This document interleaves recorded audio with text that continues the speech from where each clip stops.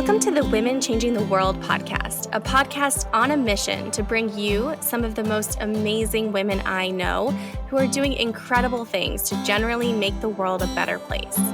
From corporate sustainability to straight up magic and everything in between, you'll meet the real life humans who are birthing the new.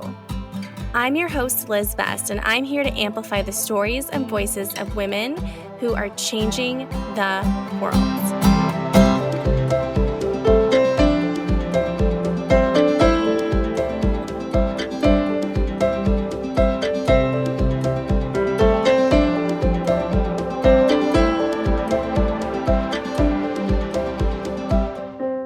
Hello, I am so excited for today's conversation with Liz Morrison, a story coach who helps you uncover your most powerful personal stories so you can communicate better, connect deeper, and inspire meaningful action.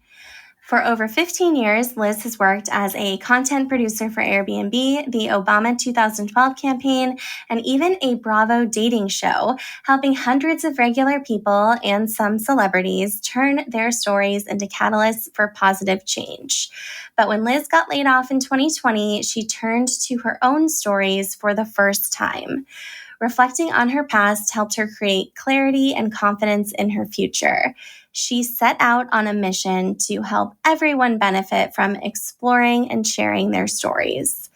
Now, Liz creates empowering storytelling spaces like one-on-one coaching sessions, fun events, and interactive workshops for companies like Pinterest, CVS, and Dream.org. By combining the art and science of storytelling, Liz guides you to use storytelling to spark positive personal and professional growth.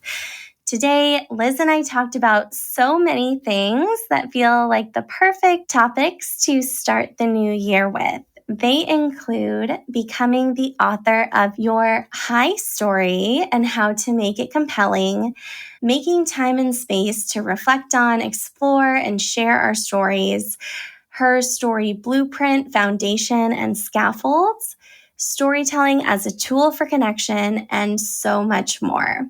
If you have ever wished that you had a better answer when someone said, "So, tell me about yourself," you will not want to miss this episode. Here we go.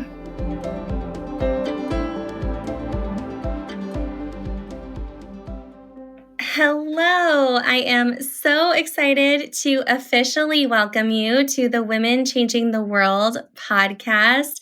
Welcome, Liz. It's so exciting to have you. Thank you so much, Liz, for having me. This is a total dream. Oh my goodness. The feeling is mutual. And yes, for listeners, we are both named Liz, although Liz has a Z, as you know, I have an S.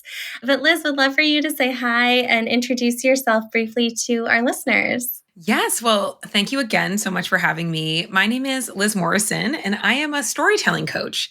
So I help folks find, shape, and share their most powerful personal stories so that they can communicate better, connect deeper, and inspire meaningful action.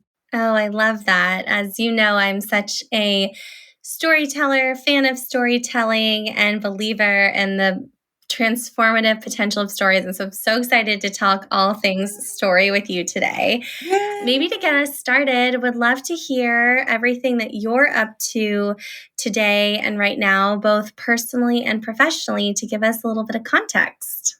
Yeah. Well, so how I mostly spend my days these days is working one-on-one with clients, actually, to find their most powerful stories and help them really use stories to figure out where they are in this present moment in their life, and most importantly, where they want to go next. So I get to work with just the most random and wonderful assortment of interesting humans, from, an incredible climate tech founder to an architect to a woman who's going through a career journey after leaving a big tech company, to executive directors, to moms, to dads, like you name it. I get to work with the most interesting people to help them find their most powerful stories. And I absolutely love it.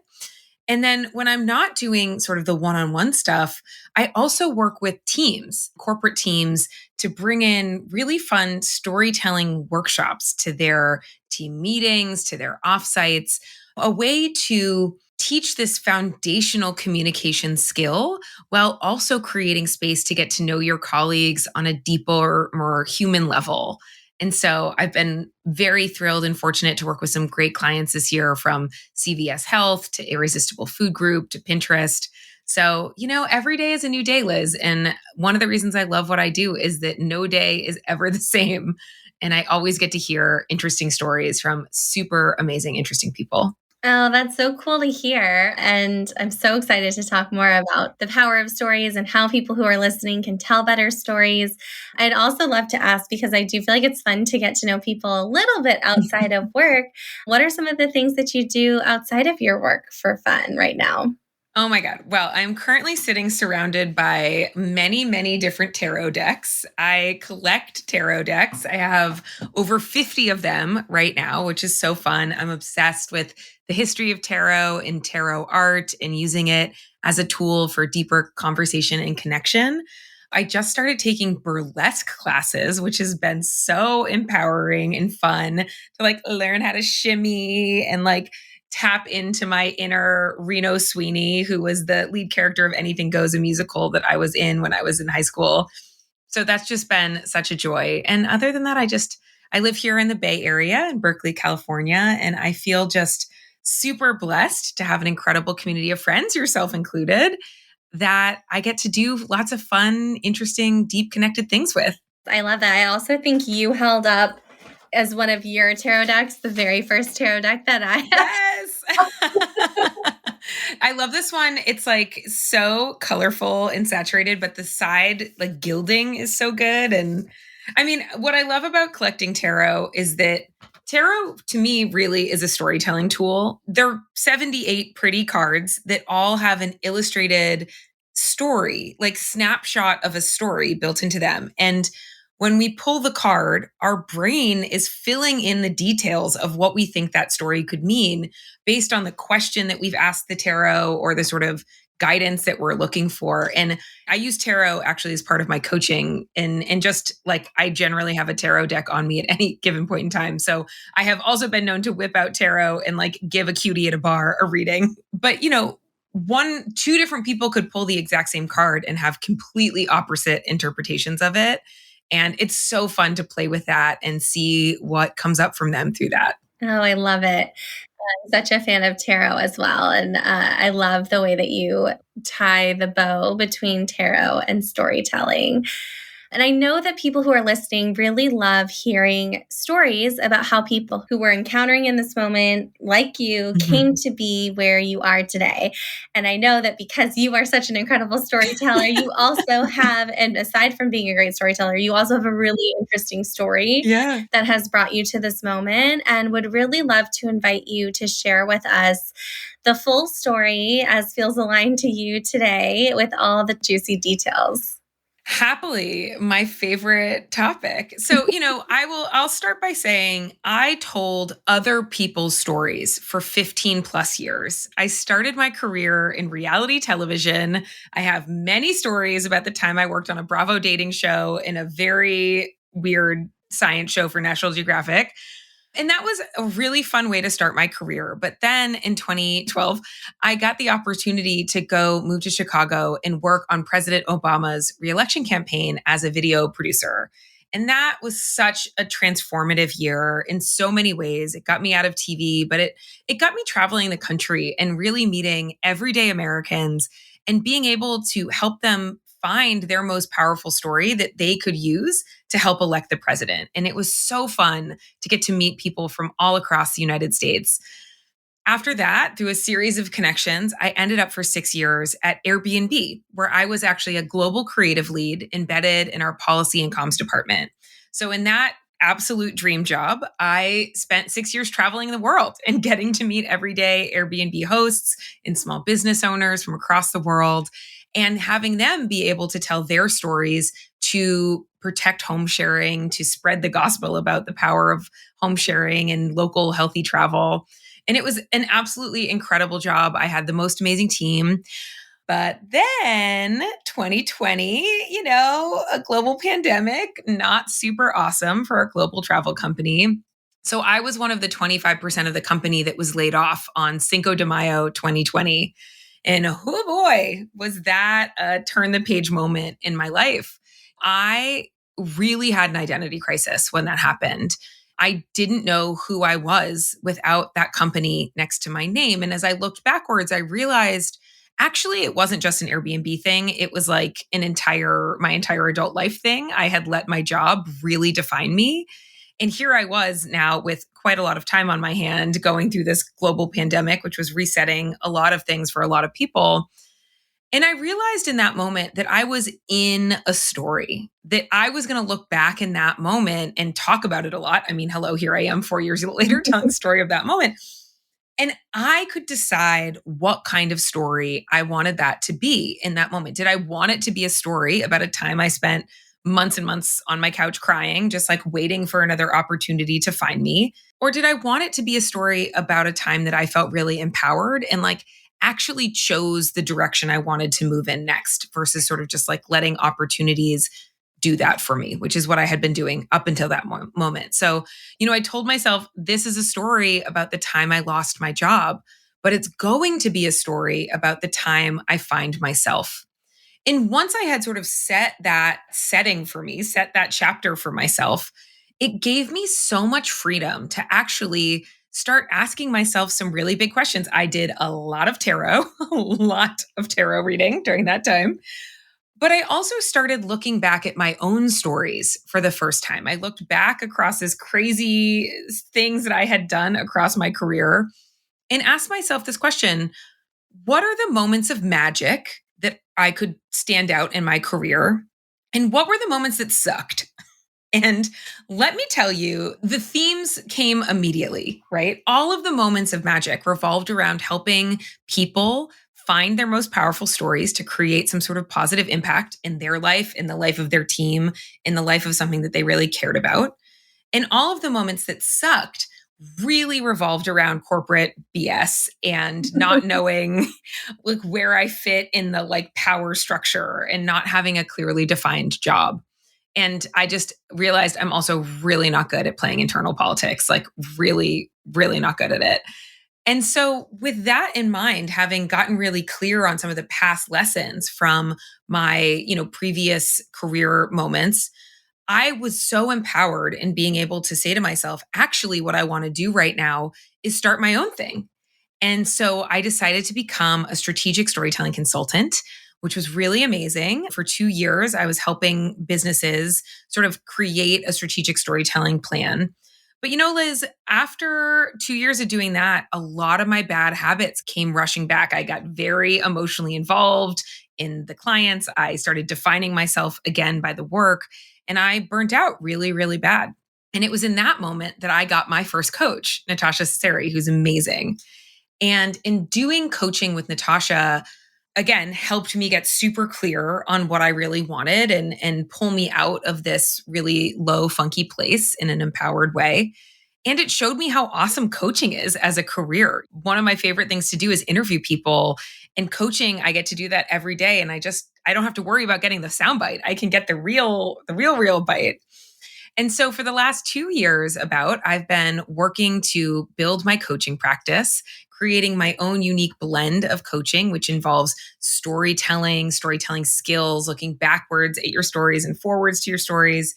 Also sort of more traditional life coaching and career coaching as well. So that's what my story coaching looks like now. And I've just been so fortunate to have worked with amazing people, over 60 different coaching clients over the last 2 years to help them find their most empowered stories. And it's just been so fun. That sounds so fun, and appreciate you sharing like what the 4-ish years that you've been doing this have looked like too. And that moment of recognizing, I think for so many of us who are entrepreneurs, wherever we go, there we are. And some of the things, I think it can be so tempting to attribute some of the things that have been like the hardest to navigate in our work lives to a corporate or organizational context.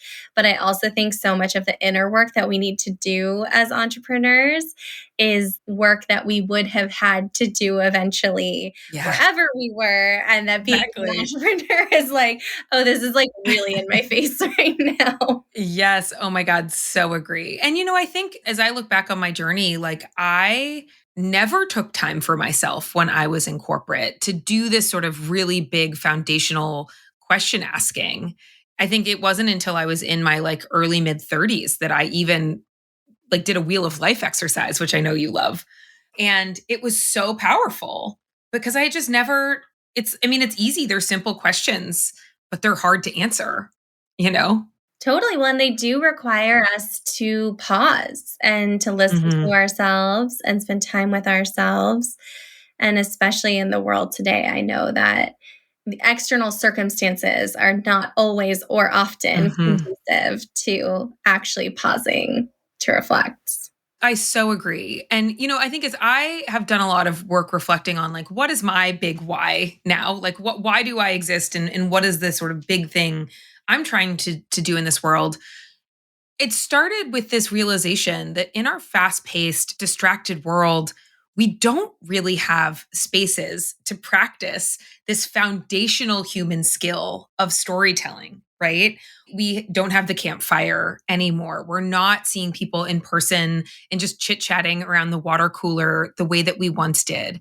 And I know for myself, right? Like there's this thing called the Covey's time management matrix, or I think it's also called the Eisenhower matrix, where it's like from important to not important, urgent to not urgent. We all spend so much of our life in this urgent column, whether it's important or not important, right? Answering that email, getting back to your boss, stressing about this presentation. And then we just numb the F out in the not important, not urgent, which for me looks like scrolling on Instagram mindlessly for a really long time or watching home decorating videos on YouTube. And this work, this sort of big picture, big think storytelling work lives in the important, but not necessarily urgent quadrant of this work. And so you have to very intentionally create time and space for it.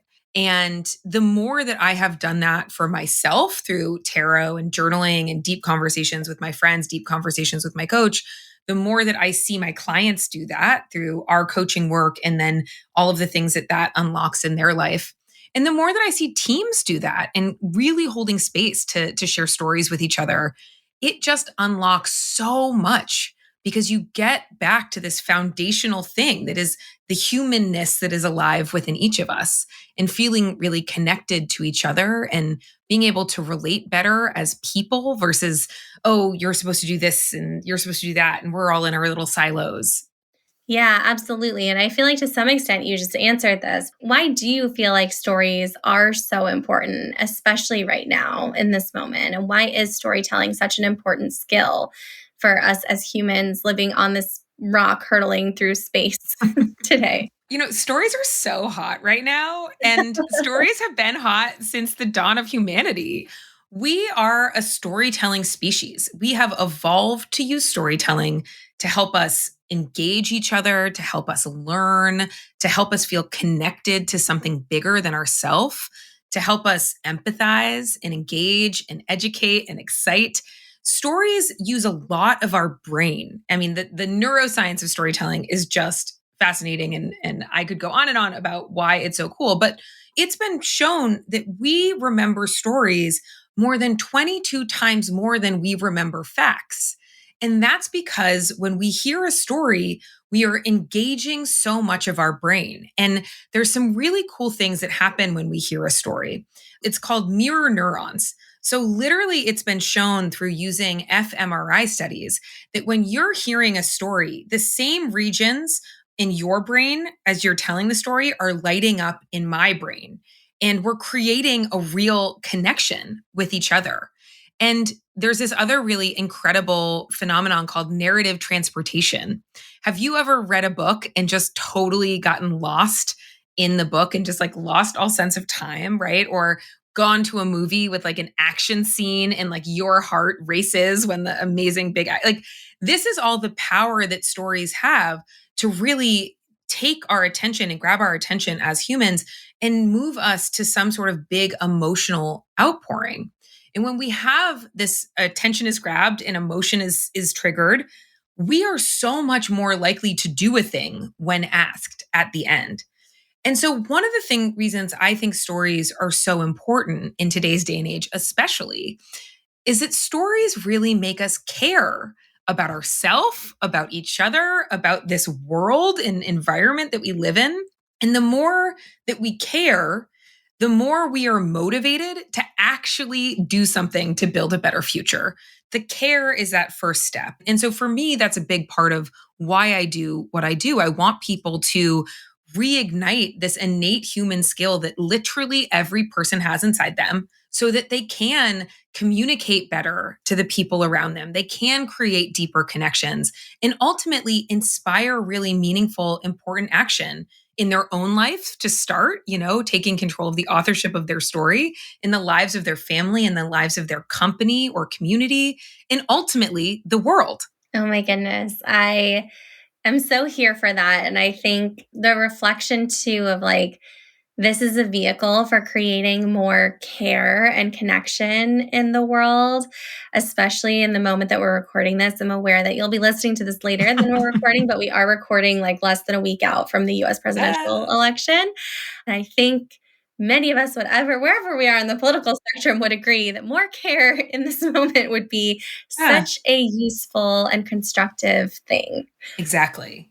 I also know that something you're really passionate about is becoming the authors of our own stories and really taking that agency and power back, both for our past stories and our present stories, and perhaps most importantly, for our futures. So, how do we step more fully into author mode? And what does that make possible for us when we do put on that author hat? Absolutely. Thank you so much for that question. It's a great question. Going back to what we were talking about, it is so easy for us to just go about our life and then look up one day and we're like, oh my God, the year's almost over. Where the heck did it go? And so for me, stepping into author mode is first like this sort of shift to just recognizing, oh, I'm in a story right now. I am living a story. I like to say, someday this will be a long time ago. So when I look back at today, someday in the future, what do I want to say about what is going on right now? And the second thing is to realize that like no one else gets to tell us what our story is about. Society is going to try to do that in a lot of ways. I know we've all experienced that in different ways, shapes, or forms. But recognizing that even in situations that you might not choose or that are hard or not fun, you still have the ability to choose how you view that story, how you interact and create action in that story. We all have agency over so many things in our life, way more than we think we are. When we are able to see that, it just becomes really so much more empowering when we sort of break out of the going with the flow, letting other people define us, and actually taking that power back and saying, actually, I can use these words to describe myself. Actually, I do have a lot of experience in this thing. Actually, I have done a lot of really incredible things. And now that can help me choose what is the direction I want to move in next, because I get to choose what kind of story I want to live in my life. And, I think to start, Liz, that was part of your question. Like, how do you start taking ownership? First, it's like just carve a little time and give yourself a prompt. Or if you want to go to my website, I have a freebie on my website called Plant a Story Seed that is just some really simple story prompts that help you just start pulling some stories out from your life, some meaningful experiences from your life. And that's just a place to start, to actually look back and be like, oh, I did actually do a lot of things. Let me pull some of those back and then ask myself, what was that story really about? Right? It's a story about the time I gave a presentation to my boss and it went not great. But it's really about the time I learned that, you know what? I'm really bad at PowerPoint, but I'm really good at talking in a crowd, right? You choose. I just made that up. But like, you can go back and look at a story and recognize what you learned from that experience or what you took from it, how it has helped you grow in some different way. And I promise you, the more you do this, the more you'll be like, oh my God, I'm amazing. Look at all these stuff I've done and all these hurdles I've jumped and times that I've grown and persevered in the face of really challenging odds. And that's really empowering. And then the second step is saying, okay, so if that's where I was, where am I right now? Like, if I could give right now a chapter where I am, like, what would I call the chapter of this life? Like, I don't know, Liz, if you could think about what is your current chapter in, if you could give it a name, what would you call this current chapter you're in? I love that question. I feel like in this moment, I'm like, 2025 portal, no new things, and ruthless prioritization is what's going Yes. through right now. I love that. So it's your ruthless prioritization chapter. And that can tell you what opportunities that you want to pursue, or in your case, very much so, not pursue. You can say, no, thank you, right? Like, we'll maybe get back to you someday. And then the third step is saying, okay, well, if this is where I am right now, where do I want to go next? What do I want my next chapter to really be about? Are there a couple words, feelings, phrases? Can you give that chapter a preemptive name? And then once you have that clearer vision, doesn't have to be like 100% crystallized, but like a vibe, then you can work backwards and say, how do I then actually make that a reality? Totally. I love that. So in this case, I feel like my next chapter is ease, Yeah. abundance, and presence, and ruthless prioritization is Mhm. the vehicle to get to ease, more abundance, and more presence. Exactly. Exactly. So when you picture the like autobiography of your life, right? The hopefully many thousands of pages long autobiography of your life, like you can see how this chapter right now that you're in, the ruthless prioritization chapter, is going to lead into whatever chapters come next, how you're setting yourself up for hopeful success in that. Totally, totally. There's definitely many more things I want to ask you, but before I do, I'm like, what is your current chapter title? I would love to know. I am interrupting this episode of the Women Changing the World podcast really quickly to personally invite you to join the Girls Club Collective. The Girls Club Collective is an intentionally intimate feminine leadership lab for change agents and the personal and professional development community that you've been looking for. Don't just take my word for it, though. While you're submitting your application on our website, girlsclubcollective.co, please be sure to read one of the countless testimonials from our incredible members and alumni. There are so many benefits to being a part of the collective, which is designed around our signature feminine leadership framework. That means you'll have opportunities every month for connection, embodied strategy, visibility, and amplification, and so much more. Don't forget to mention our podcast in the Where Did You Hear About the Cohort section on your application. And now, without further ado, back to the episode. You know, I think my current chapter, we're recording this in October, is slow October. I have gone super hard this year in the first half of the year, and it was great. But I was fortunate enough to take a really amazing, life-changing trip this summer. And ever since, I just haven't wanted to go quite as hard. And so I told myself I was going to give myself October to just be slow, to learn how to be versus always be doing.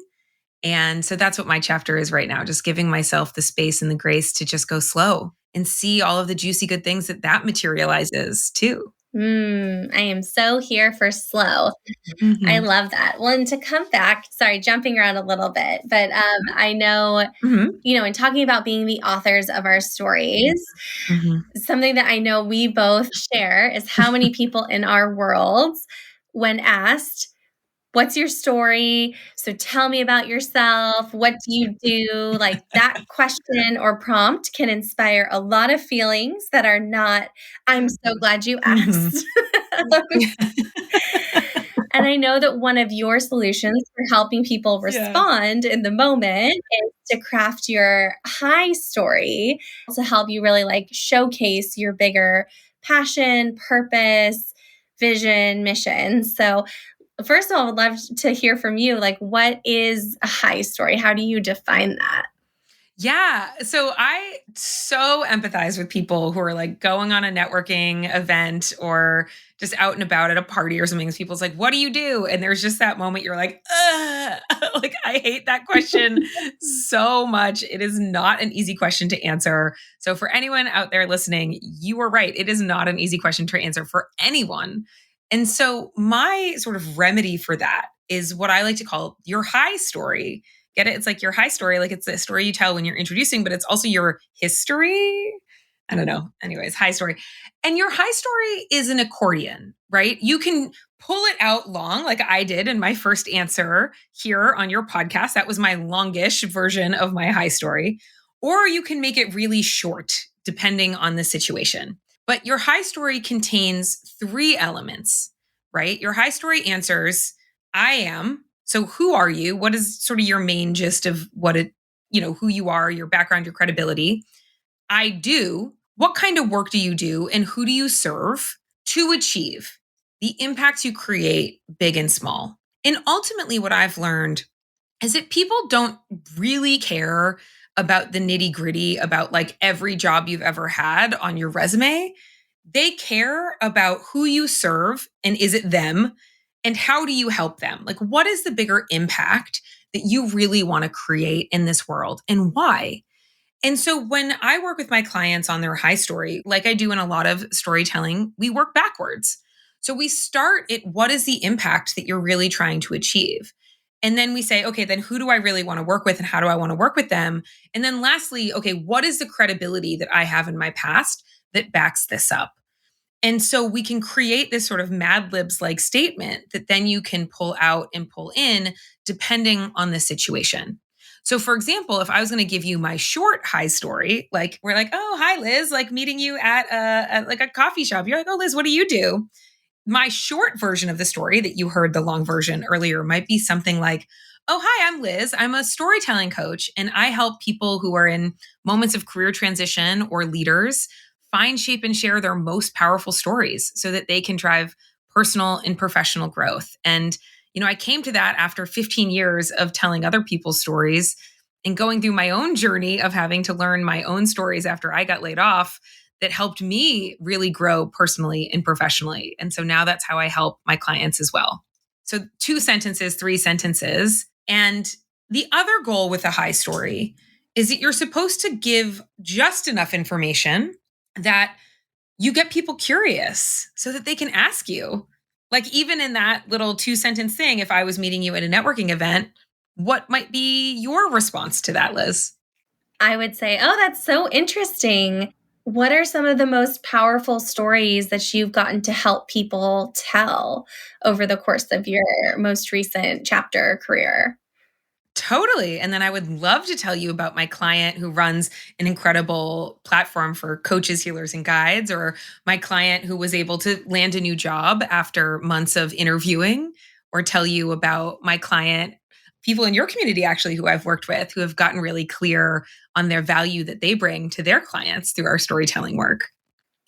Totally. I love that so much. And so I'm curious, I feel like you gave us a really clear outline of some of the things for listeners who are like, I want to write my own high story. And also I never saw the history in high story until right now. So thank you for that. Um, so I feel like you gave a really helpful framework. Do you have any other like tips or tricks or recommendations for someone who's like, ooh, I really want to make time to write this down and get better at saying it out loud to people? Yeah.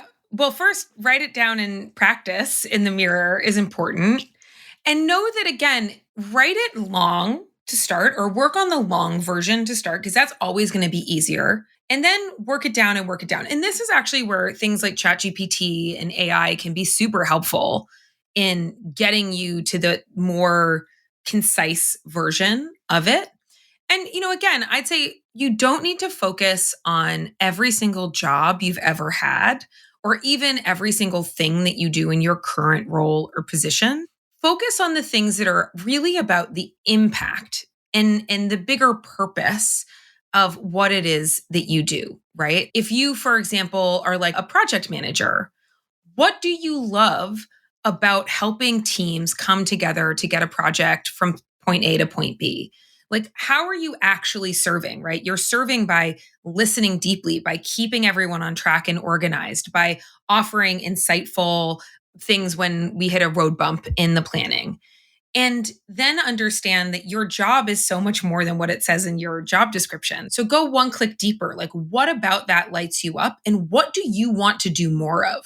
Right. In so many of these networking situations where you get asked the dreaded, what do you do question, people truly want to help if you ask them, but they need to understand what you want to be doing more of. And so to be able to tailor your high story to showcase your skills and showcase what you really care about and are passionate about will make that second part of the conversation about what can you do to support me or support her, you, whatever, way easier because you've already sort of laid some of that groundwork. So just to remind you that the high story formula is I am, so that's sort of you and your background, your credibility. I do, what you actually do and who you work with and who you serve to achieve the impacts you create, big and small. And you can say it in that order or you can say it in a different order, but as long as you have those three elements, I am, I do, to achieve.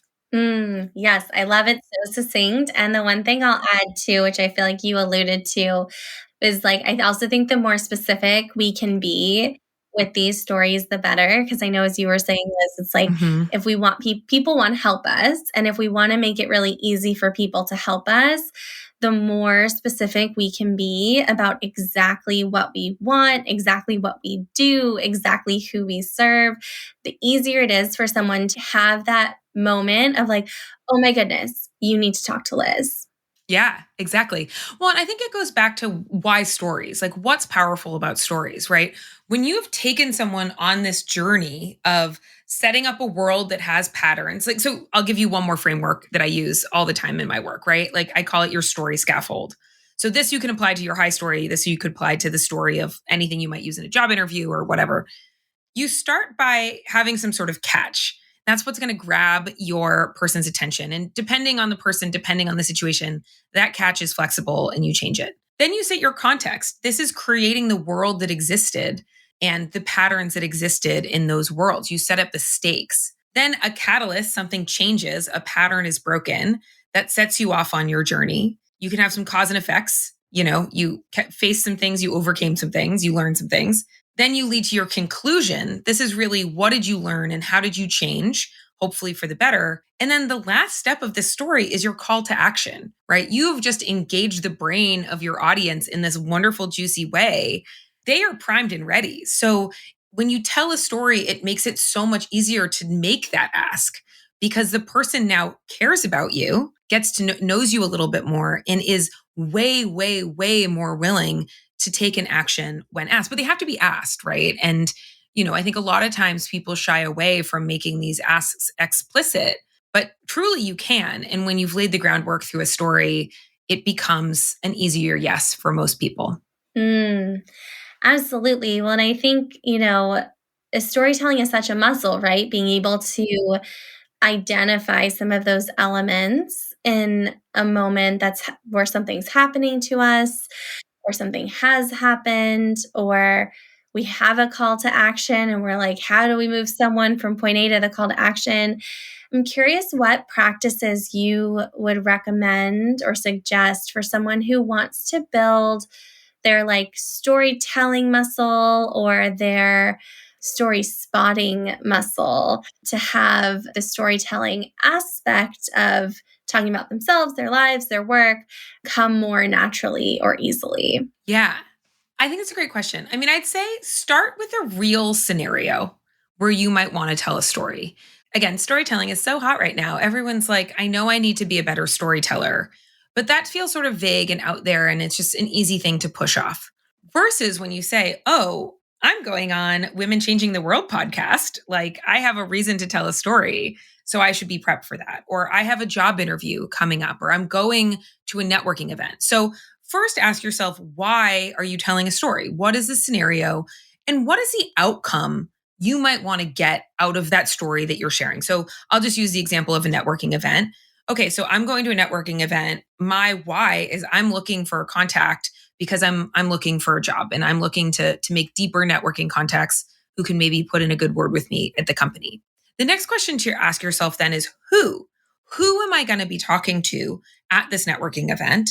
And what do they care about? Again, most people don't think about or care about you as much as you think they do. And so, what do they care about? And what is the thing that they want? And so, again, example in this networking event, maybe it's going to be other job seekers, people who are in a similar place or who are working at a company, but trying to expand their professional network.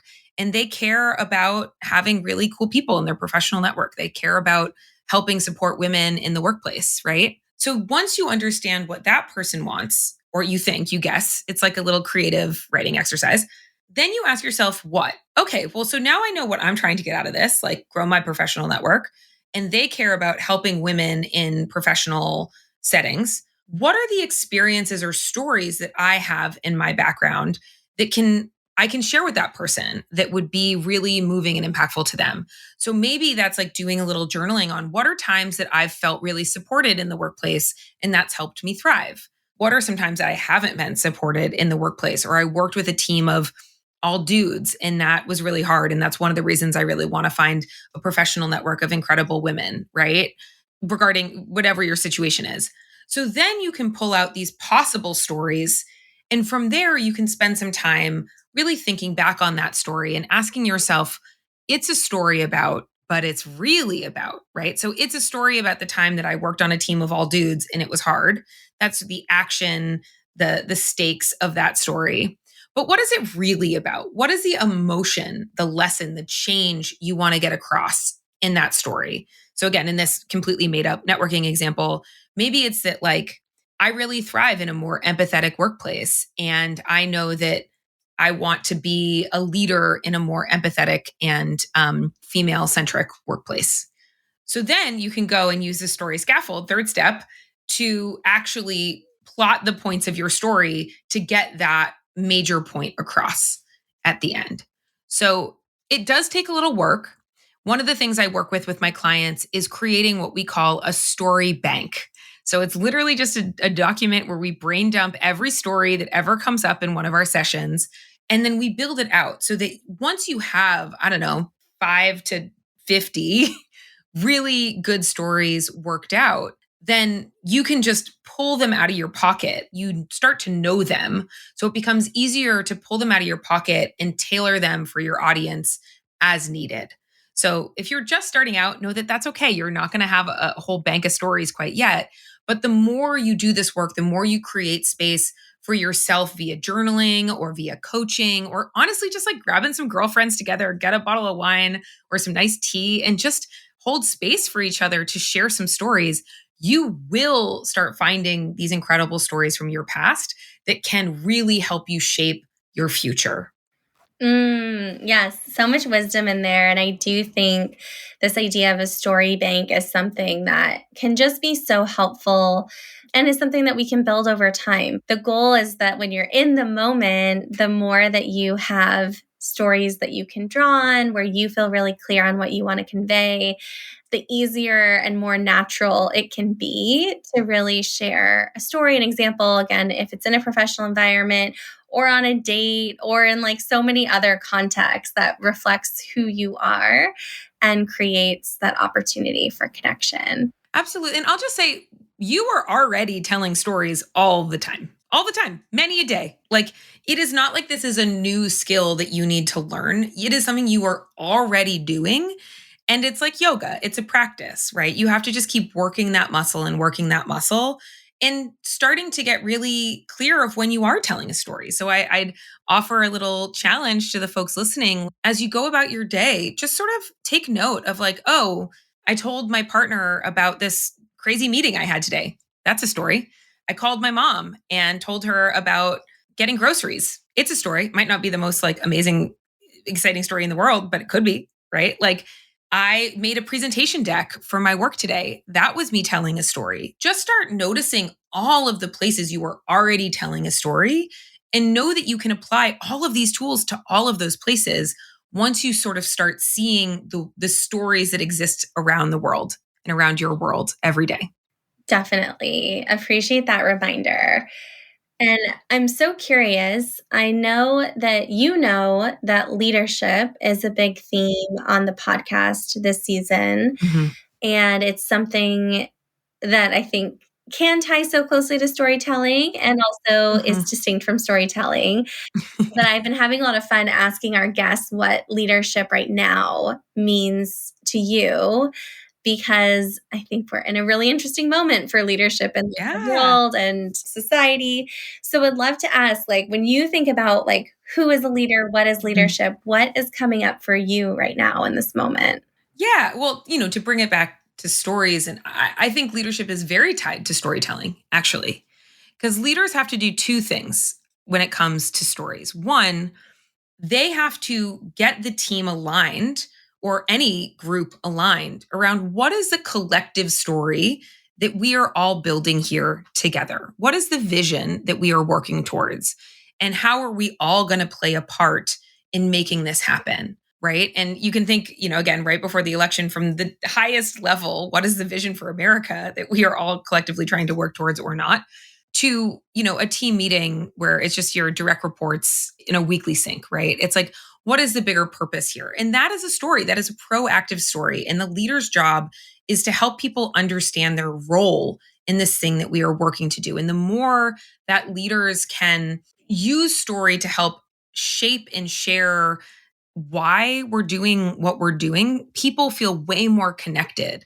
It's not just like, well, why did you ask me to do that random thing? It's like they can see the bigger picture of how it all fits together and their very important role in making the bigger vision come to life. And the second thing that leaders really do so well is model the vulnerability and the authenticity that creates a really open and productive culture in a team or in a community or in an organization. And one of the things I always say is you never know who needs to hear your story.